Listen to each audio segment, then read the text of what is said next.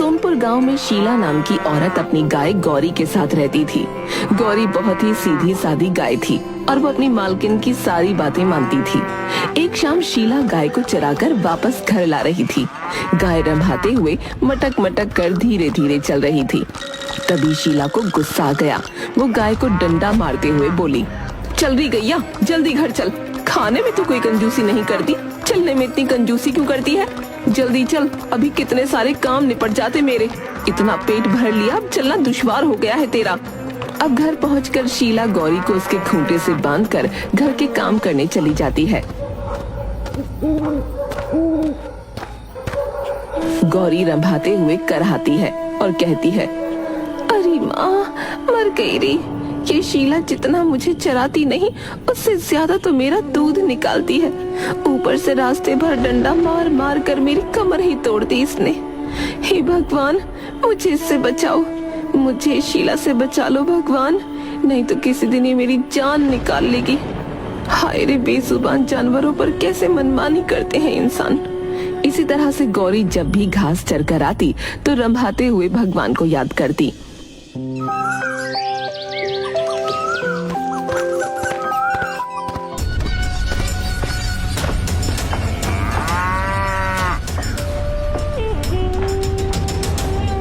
ले, खा ले गौरी, खा ले। चारा खा खा कर भैंस जैसी मोटी होती जा रही है। ज्यादा दूध देने के नाम पर तेरी नानी मरती है। अरे जब तू ढेर सारा दूध नहीं देगी तब मैं ज्यादा पैसे कहाँ से कमाऊंगी, बोल।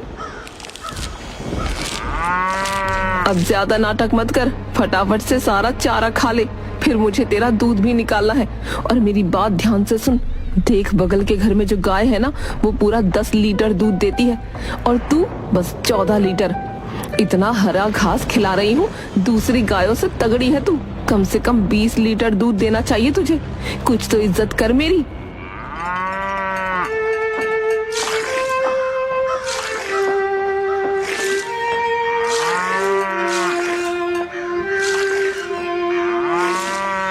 अगले दिन शीला फिर से शाम को जब वापस गौरी को घर ला रही होती है तो गौरी रास्ते में थककर रुक जाती है।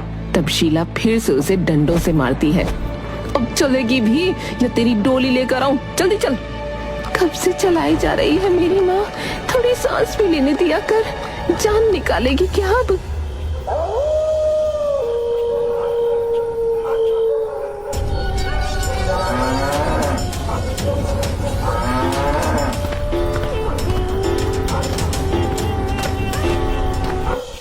घर पहुंचकर गौरी दर्द में फिर से रंभाते हुए भगवान को याद करती है। आए, हे भगवान, मुझे शीला से बचाओ। इस लालची औरत को बस दूध चाहिए, मेरी सेहत का तो बिल्कुल ख्याल नहीं इसको। सुन रहे हो ना प्रभु, रक्षा करो, मेरी रक्षा करो।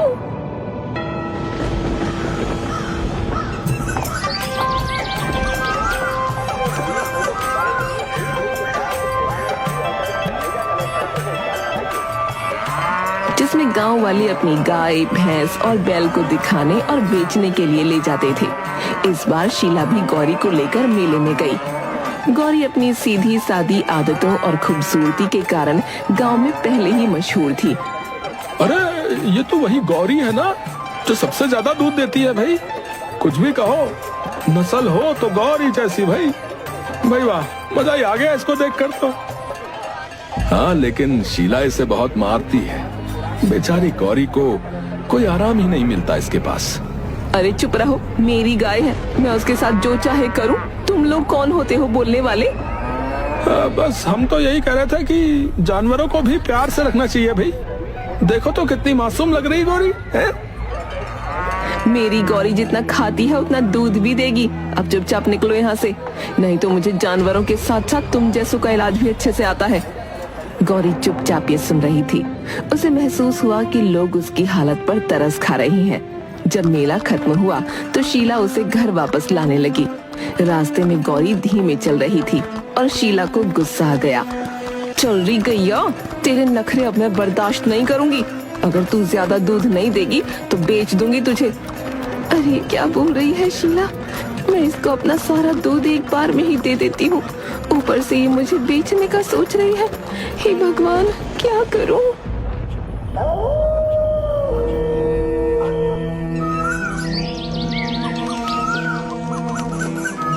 चारा देने के बजाय खेतों में घास चरने भेज दिया। गौरी को सुबह से भूखा रखते हुए उसने और भी काम करवाए। पहले खेत में हल चलाने का काम,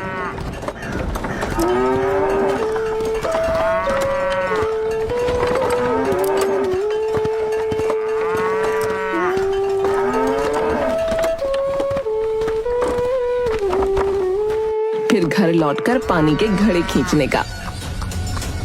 सुन रही गौरी, अब तेरे खाली दूध देने से काम न चलेगा, तुझे और भी काम करने पड़ेंगे। हाँ हाँ, क्यों नहीं, सारे काम मुझसे ही करवा ले शीला। खुद खाली बैठकर पड़ोस की औरतों से जुगलखोरी कर, ये क्या दिन देखने पड़ रहे हैं मुझे। अब बैलों वाले काम भी मुझे करने होंगे। कलयुग है, घोर कलयुग। ज्यादा नाटक मत कर, मैं तेरी मालकिन हूँ, जो चाहिए मुझे वो करना होगा तुझे। इसमें तो मेरी जान ही निकल जाएगी। मालकिन ऐसा ना करो, रहम करो। गौरी थकान और दर्द से कराहने लगी, लेकिन शीला ने उसकी तकलीफ पर ध्यान न दिया। गांव वाले दूर से ये सब देख रहे थे। लोगों ने कहा कि शीला को अपनी गाय से इतना काम नहीं करवाना चाहिए।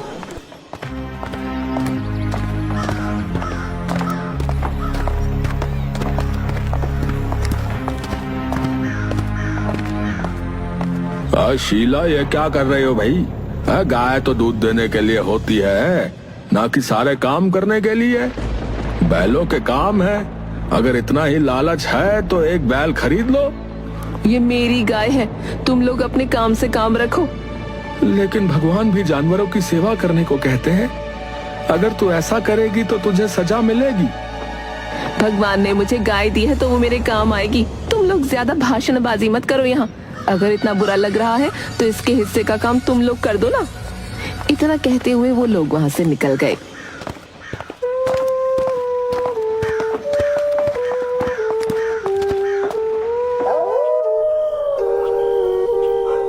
उस रात गौरी दर्द और थकावट से कराह रही थी। उसे अपनी हालत पर बहुत दुख हो रहा था। उसने चुपचाप भगवान से प्रार्थना की, हे भगवान, अब और न सहन कर सकती मैं। इस औरत ने मेरी जिंदगी नरक बना दी है। मैं मेहनत करती हूँ फिर भी मुझे मार खानी पड़ती है।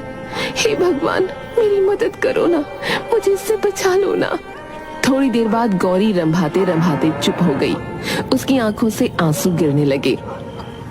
गौरी की प्रार्थना में सच्चाई थी। वो अब खुद को बेबस महसूस कर रही थी। अब स्वर्ग में कमल पर बैठे ब्रह्मदेव तक गौरी की आवाज जाती है। तो ब्रह्मदेव सोचते हुए बोले, ये गाय प्रत्येक दिन मुझे बहुत ही भक्ति भाव से और निस्वार्थ होकर याद करती है। अब मुझे इसे दर्शन देने ही चाहिए। ऐसा सोचकर ब्रह्मदेव स्वर्गलोक से गौरी के पास प्रकट हुए और गौरी से बोले, मैं तुम्हारे भक्ति भाव से बहुत प्रसन्न हूँ गौरी। बताओ, तुम मुझे प्रतिदिन ऐसे ध्यान क्यों करती हो? तुम्हारे मन में जो भी कामना है मुझे उसे बताओ, मैं उसे अवश्य ही पूरा करूंगा।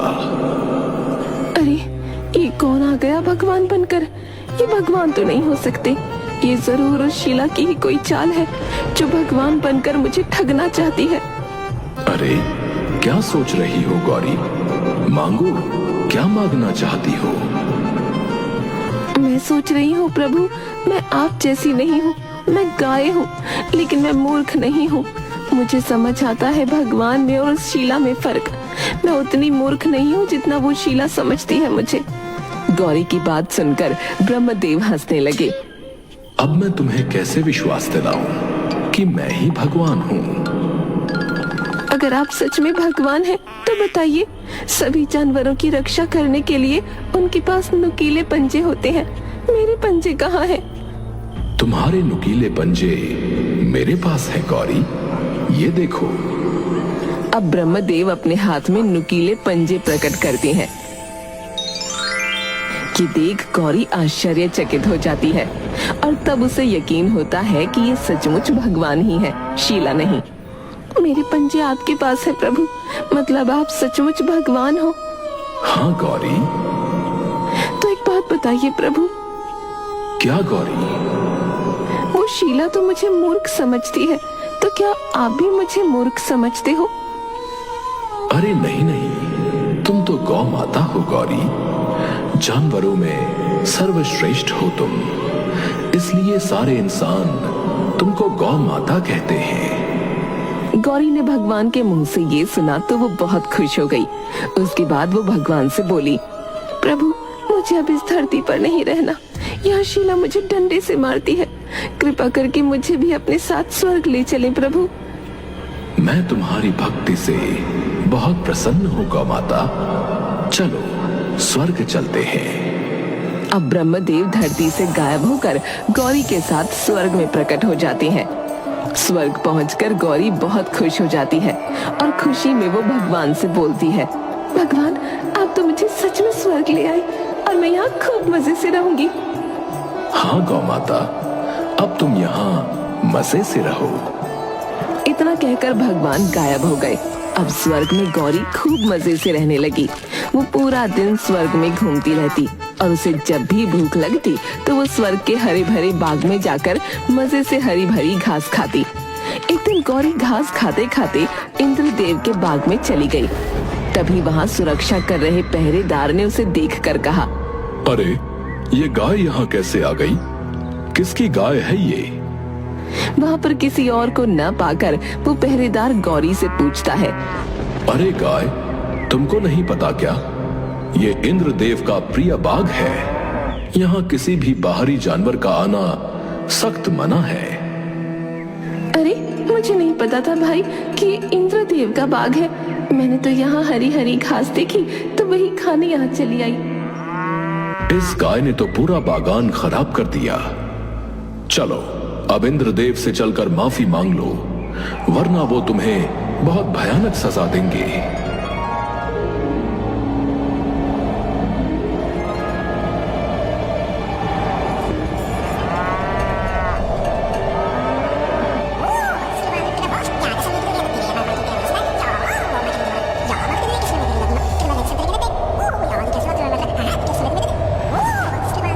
पहरेदार, तुमने इस गाय को बताया नहीं था क्या कि यह देवराज इंद्र का प्रिय बगीचा है? इस बगीचे में तो देवगण भी बिना आज्ञा प्रवेश नहीं करते और तुम जानवर होकर यहां चली आई। मैंने इसको बताया था देवराज, तो ये भोली बनकर बोली मुझे नहीं पता था।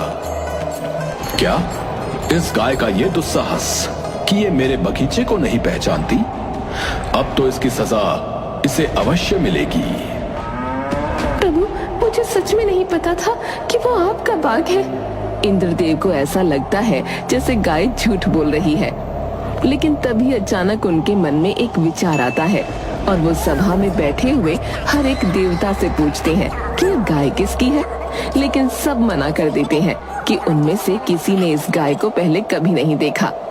अब इंद्रदेव गाय से पूछते हैं, अच्छा ये बताओ गाय, तुम कहां से आई हो?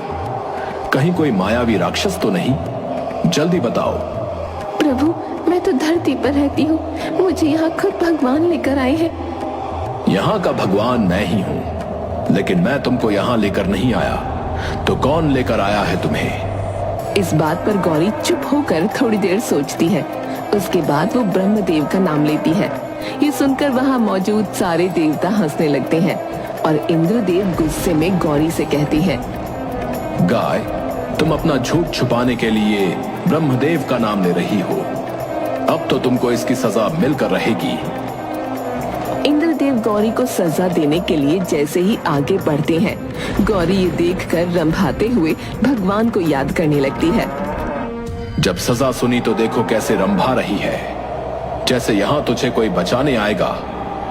अब सजा पाने को तैयार हो जा। बचाइए भगवान, मेरी रक्षा कीजिए भगवान। अब गौरी की आवाज सुनकर ब्रह्मदेव इंद्रलोक में प्रकट हुए। उनको देखकर वहां उपस्थित सारे देवी देवता नतमस्तक हो गए। तब ब्रह्मदेव ने इंद्रदेव से कहा, देवराज इंद्र, ये मेरी गाय है और मैंने ही इसको यहाँ स्वर्ग लोक में रहने की आज्ञा दी है। क्षमा करिए ब्रह्मदेव, मुझे ज्ञात नहीं था कि ये गौमाता आपकी है। अब इंद्रदेव गौरी और ब्रह्मदेव से क्षमा मांगते हैं। उसके बाद ब्रह्मदेव गौरी को इंद्रदेव के बाग में घास चरने को मना कर देते हैं। गौरी ब्रह्मदेव की बात मानकर दूसरे बाग में चढ़ने चली जाती है। आज तो मैं बाल बाल बच गई। अगर भगवान समय पर आकर मेरी रक्षा नहीं करते तो आज तो मैं न जाने किस संकट में फंस जाती। लेकिन देवराज भी मेरा तनिक विश्वास नहीं कर रहे थे। भला मैं क्यों झूठ बोलने लगी। और गौरी को स्वर्ग में अकेला महसूस होने लगा। वो पूरे दिन घास खाती और अकेले बैठी रहती। एक दिन ब्रह्मदेव गाय के हालचाल लेने उसके पास प्रकट हुए। अरे गौ माता, क्या हुआ? इतनी मायूस क्यों बैठी हो? यहाँ स्वर्ग में तुम्हें अच्छा नहीं लग रहा क्या? भगवान, मैं यहाँ अकेला महसूस कर रही हूँ। मुझे यहाँ बात करने वाला कोई नहीं मिलता। तो तुम क्या चाहती हो गौ माता? भगवान, मुझे मेरे दोस्तों की याद आ रही है।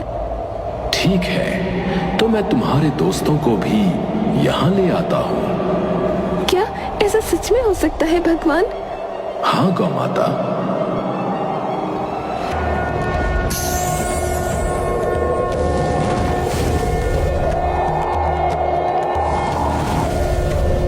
अब धरती पर जहाँ गौरी के 4-5 दोस्त गाय बैठी होती, वो वहाँ प्रकट होते और सबको लेकर स्वर्ग में गौरी के पास ले जाते हैं। अपने दोस्तों को देखकर गौरी बहुत खुश होती है और भगवान का धन्यवाद करती है। उसके बाद ब्रह्मदेव गायब हो जाते हैं। अब गौरी मजे से पूरे दिन अपने दोस्तों के साथ स्वर्ग की हरी हरी घास खाती। देखा तुमने, कितना मजा आ रहा है स्वर्ग में। और यहाँ तो कोई हमारा दूध भी नहीं निकालता। सही कहा तुमने गौरी, स्वर्ग तो सच में स्वर्ग है। बस हरी हरी घास खाओ, मजे से पूरा दिन घूमो। गौरी के दिन अब मजे से कट रहे थे। एक दिन घास खाने के बाद सारी गायें एक जगह बैठकर जोर जोर से रंभाते हुए गाना गाने लगीं, जिससे स्वर्ग में ध्यान में बैठे हुए ब्रह्मदेव को ध्यान लगाने में मुश्किल होने लगी। वो तुरंत गौरी के पास प्रकट हुए। गौ माता, तुम सब मिलकर ये क्या कर रही हो? कृपया ये चीखना चिल्लाना बंद करो। इससे स्वर्ग की शांति में बाधा पहुंच रही है। अरे भगवान, हम सब तो बस गाना गा रहे थे।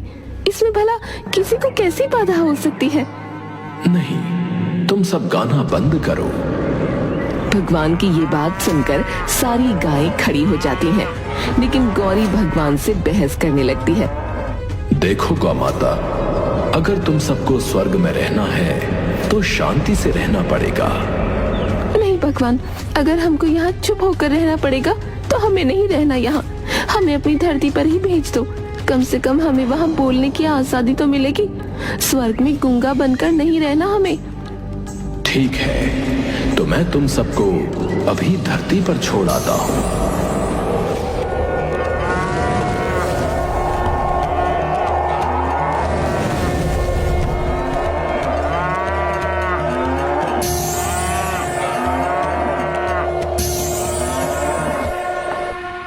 भगवान के इतना बोलते ही अचानक से गौरी की आंख खुल गई। तब उसने देखा शीला उसे डंडे से मारकर नींद से उठा रही है। तब गौरी को पता चला कि वो सपना देख रही थी। अच्छा हुआ ये सपना था, बिना बोले मैं नहीं रह सकती। खैर, सपने में ही सही, स्वर्ग के दर्शन तो हो ही गए। और दूध देना तो मेरा फर्ज है। अगर दूध नहीं निकलेगा तो मेरा पेट वैसे ही खराब हो जाएगा। और जितना मैं ड्रामा करती थी उतनी जोर से भी नहीं मारती मेरी शीला। और बेचारी पूरा दिन मेरी सेवा में भी तो लगी रहती है। ना बाबा ना, मैं तो किसी के बुलाने से भी ना जाऊं, यही अच्छी हूँ। हाँ। अब शीला गौरी को जंगल में चराने ले जाती है। वहाँ घास चढ़ते चढ़ते गौरी अपने दोस्तों के साथ जोर जोर से रंभाते हुए गाना गाती है और खूब खुश होती है कि उसको यहाँ गाते हुए कोई रोकने टोकने वाला भी नहीं है।